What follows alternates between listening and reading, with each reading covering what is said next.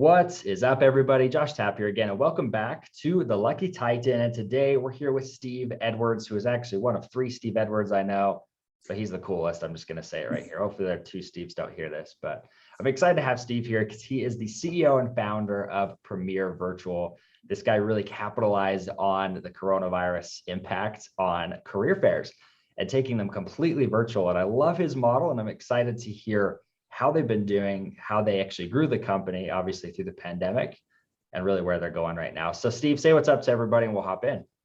How you doing? Steve Edwards here. Look forward to being on the show today. Yeah, it'll be exciting. So Steve, let's talk through this because you were explaining this to me before the interview where, you come from a sales background, but you also saw that the recruiting industry was just a nightmare, right?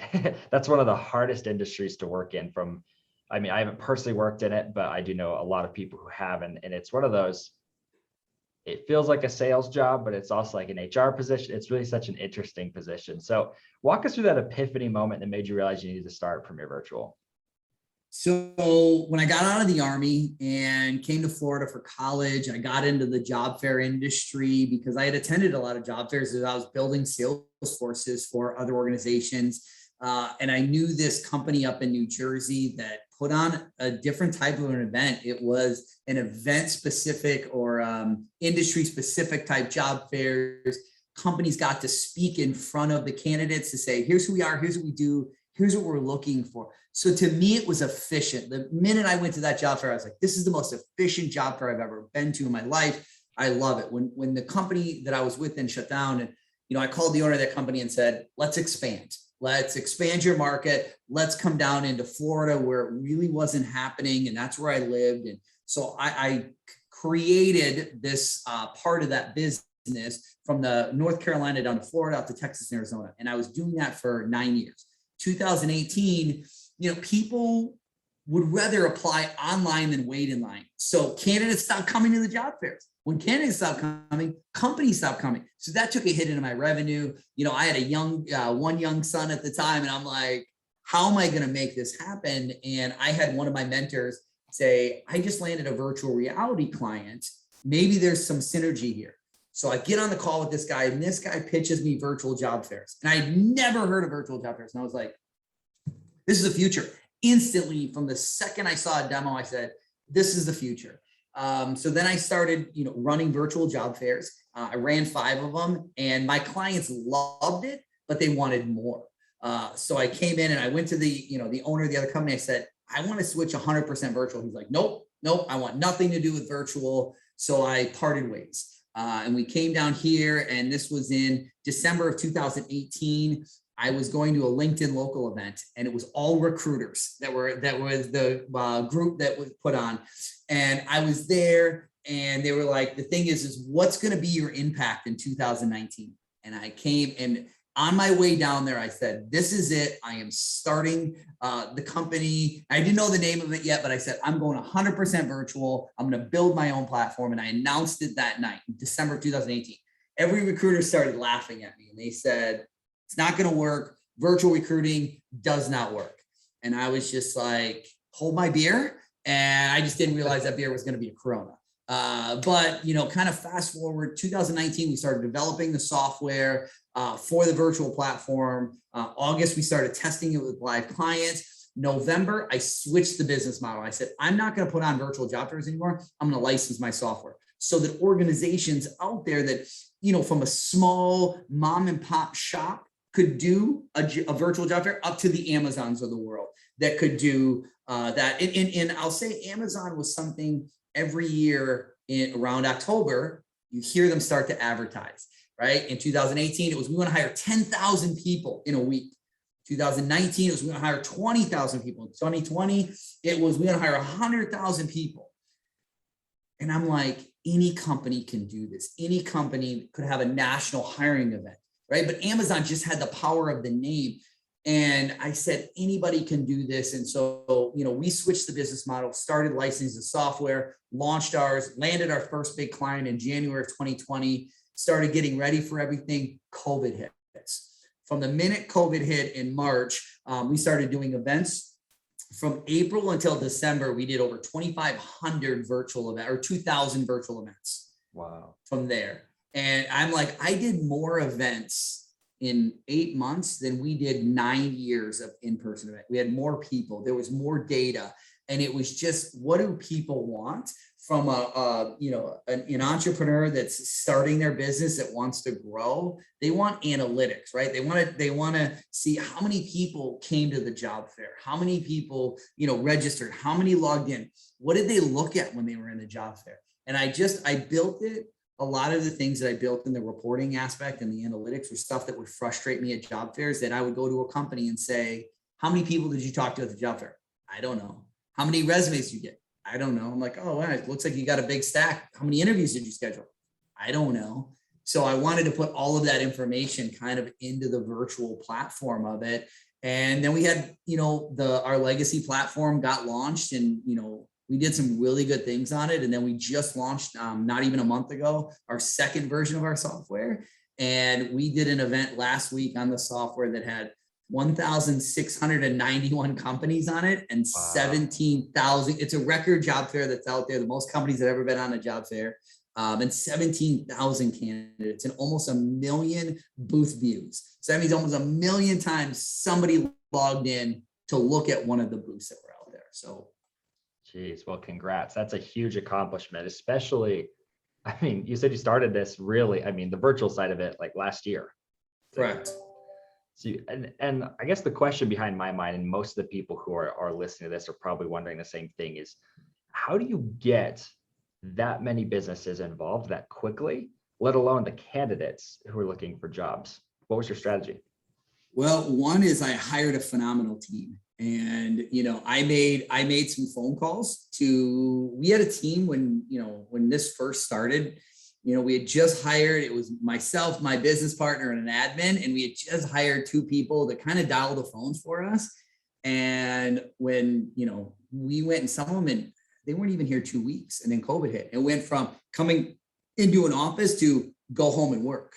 And we actually had 3 that we hired, but, one guy, we used to call him Sleepy T, because every morning he would wake up and he's doing all of his calls from his bed, and he didn't want to work.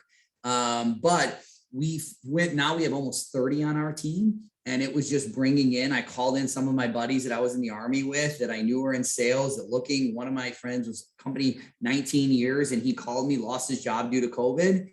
And I said, come on. So we built a team, and, we went after, part of it was Google, doing Google ads, but LinkedIn, phone calls, our phones were ringing too, going from a nobody to just a couple events that we did, our names started to get out there. And, once we started to get into a couple of the verticals, like workforce development boards, we're now number 1 in that industry. And every state has that. And we started to get them.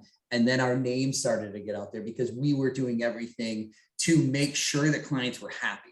And I don't care what product it is that somebody's selling out there, the customer support has to be there for them. And I switched to my team, and I said, okay, not just sales reps, we're going to now bring account managers in. So as soon as somebody goes in, they now have a dedicated account manager, so they can reach that person at all times. We handle all the trainings. I go above and beyond for my clients, because we do this on a daily basis. Most people don't.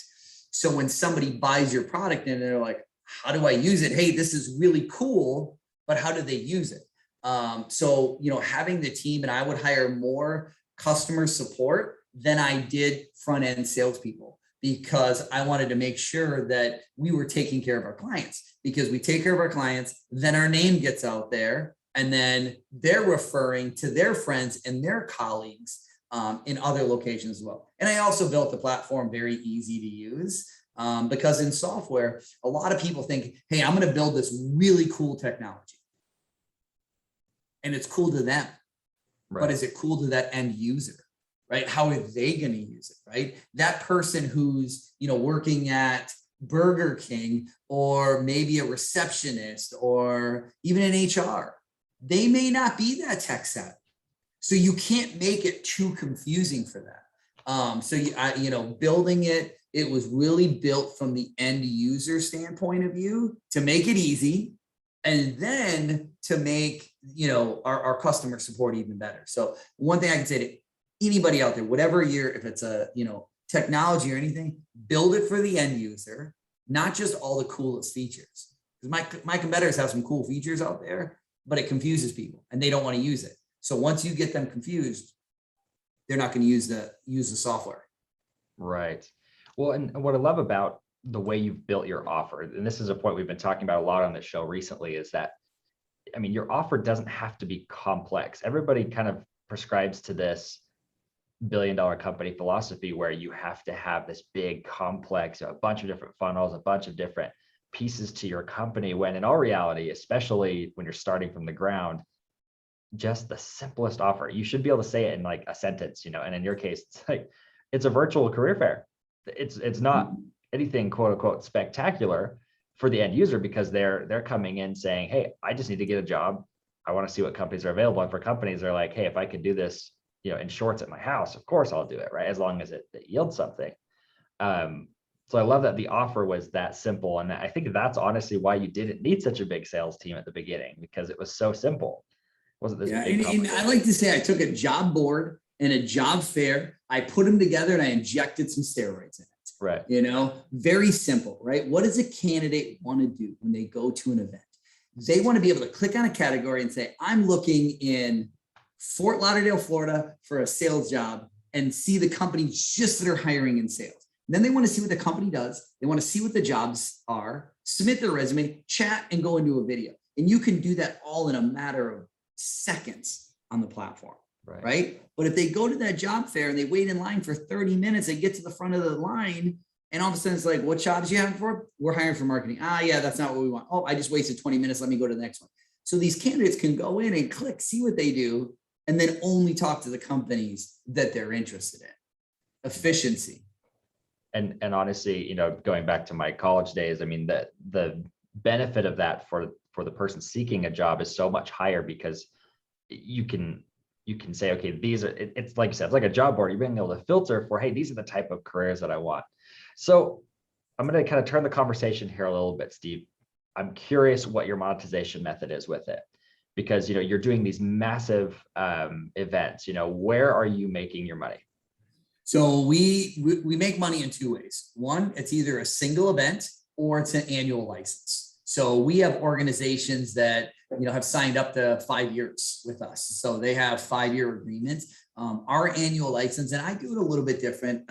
One, and I got to plug this, is I didn't do what a lot of my competitors did when COVID hit. They skyrocketed their price because they looked at, I'm going to hit a home run for a little bit.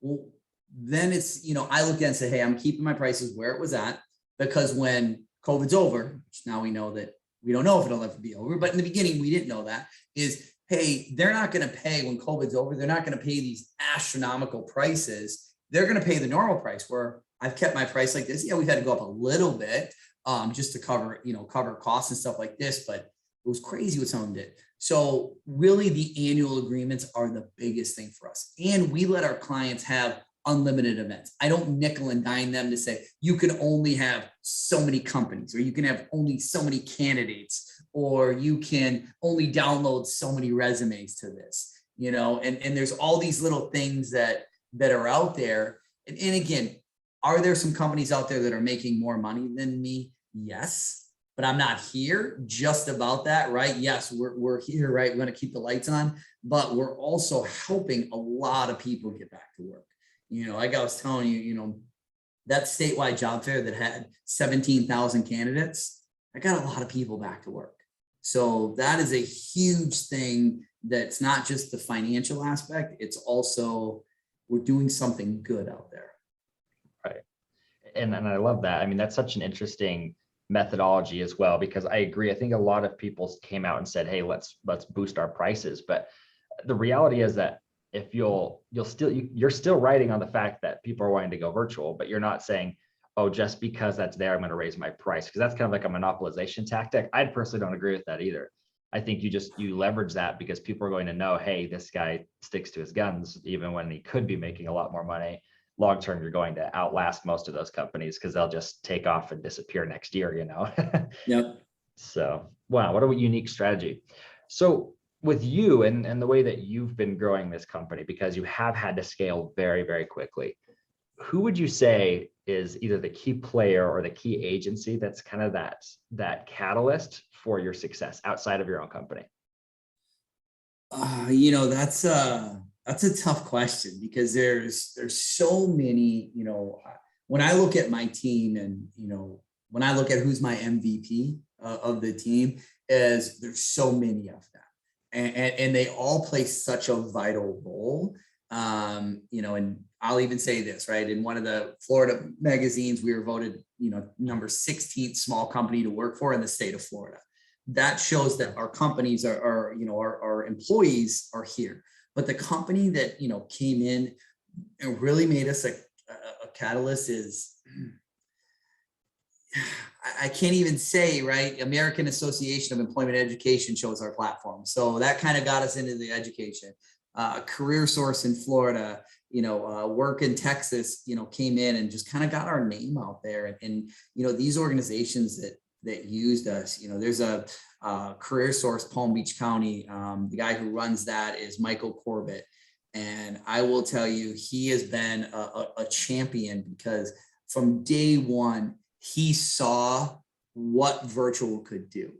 And they ran, and it didn't matter if it was an individual company or a large job fair or a resource event. And you see some people were very blinded, right? Even when COVID came out, and they were doing the same thing over and over, right? For 20 years, they did the same thing, right? They're recruiting, same thing over and over and over. They weren't looking at new options. And then some of the people that came out, like, Michael Corbett, and there's a lot of those that are out there. But he happens to be local to us. And he went out and he really said, here's how we're going to use virtual. And they stepped outside the boundaries of what our platform really did. And that showed us is, more. We did stuff with high school students, Claim Your Future Showcase, where usually all these things were in person. And it just showed other organizations what they could do out there. We did one with a school that did their STEM project on there, where instead of, in person, they had their science project and the judges would come by. Well, now they did the same thing, but on our platform. And so they had a little video of their experiment and they had their about them. So the judges came in and just got to watch their video and then do their voting. We had a client do a murder mystery on our platform where they built an entire murder mystery, like the Clue game, on the platform. So it was people, our clients that would think of stuff that were outside of what our normal platform was, and then use it for different things. Because then we could say, we can go to different companies and say, here's more of a value. It's not just a career fair. It's a individual training, a resource event. Have some fun with the platform. Yeah, and wow, what a fun way to leverage the platform. I love to see people do that. Like take these tools and make them even better for their own purposes. So I appreciate that assessment. It's like your clients, some of the first clients were those catalysts for making it take off, because I think it's the sign of a strong entrepreneur to know that there's other people that influence your success, because I've interviewed a lot of people, and even the billionaires will tell you it's timing and it's luck. And obviously you can position yourself to be in the position to accept that many different times, but there's usually a key player who just helps you kind of skyrocket and kick off the ground, that key client or a mentor or somebody. So for you, it seemed to be some key client accounts that ended up just really helping that platform grow. So I'd love to see that. Yeah, and I went through multiple mentoring programs as well. So, I know there's a lot of entrepreneurs on this channel and stuff and if you can look for local mentoring programs. So FAU here in South Florida, it's called Tech Runway. I was part of that. They actually came to me and said, hey, we want you to be part of this, where it was at. But I also there's called another one down here in South Florida called the Venture Mentoring Team. And these are just people that are volunteering time. They could be business owners that sold their business, and they are here. And it's almost like having a board of directors at no cost. right? You're not giving up a percentage of your, that, because so many people are like, oh, I'll help you out. I'll mentor you, but you got to give me a percentage. And they don't do that. And they're here. And I'll tell you that my first one with the venture mentoring team, I got in and they had me do a pitch scrub. And so they went over my pitch, and this was pre-COVID. And I walked out of there. I called my business partner and I was like, I got to go have a beer. I was like, I felt like I just went 12 rounds with Tyson. I'm like, they beat me up so bad about everything. But they said, this is why we do this, because we want to make sure that you're coachable and that you're going to listen to ideas that we have, because we're going to volunteer our time. So if you don't have a good mentor there, find one. They're out there, right? Some of them are the colleges. I mean, especially if you're a veteran as well, they're all over, like Veterans Florida here. They have mentoring groups as well. And a lot of the colleges, some small colleges that, last year when I just took a veterans entrepreneurship class. Well, that class then led me to a pitch competition for the school. It was at FAU. I won that pitch competition. And then I went to the state level, and then I won that pitch competition. So then that got my name out there, right? That got my first article in a magazine about me, because it was free press, right? So if you're looking, it's not just about, the company, but as this, as a CEO, right? I have to build my brand as well, so that people understand Steve Edwards, but they also understand the Premier Virtual side. So, you can go out there and you can get free press, right? Just by getting into, a pitch competition, a mentoring group or something like that, because they're all over the place. And the more you can get your name out there, the more it gets your company name out there. You can, not all that costs money, getting a PR firm is expensive, and there's a lot of stuff that you can do just because of the mentor groups. Right. Yeah, I love that. Well, and Steve, we're coming to the end of the interview here. So can you tell people where to connect with you first as well?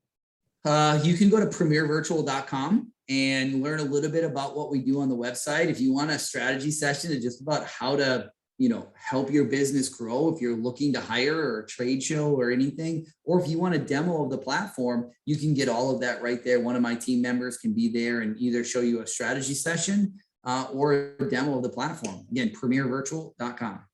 Love it. So make sure you check that out. It's premiervirtual.com. We'll also link that here in the show notes as well for those of you who are watching this. So Steve, I want to ask you one final question just to wrap up this interview, because you have given us a lot of really good content. I hope that people will take a lot of the lessons you've learned from here, or you've taught here, as well as the people that you've recommended. So if you could give us one final parting piece of guidance, what would it be? I'd say there's two. One, find a good mentoring group, but two, hire the right people around you. And sometimes the right people might be the people you think are wrong. And I'm going to elaborate on that a little bit. I had one of the mentors that was speaking to me one time said, everybody now growing up that's coming up into the entrepreneur, young business, especially in the technology world, is have somebody on your partnership that is based as an IT.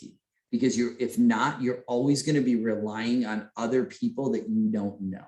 So have the team around you that I don't know everything, but I built a team around me that if I have a question, I can go to, and I gave up a percentage of my business to have the right team members around me so that we can grow.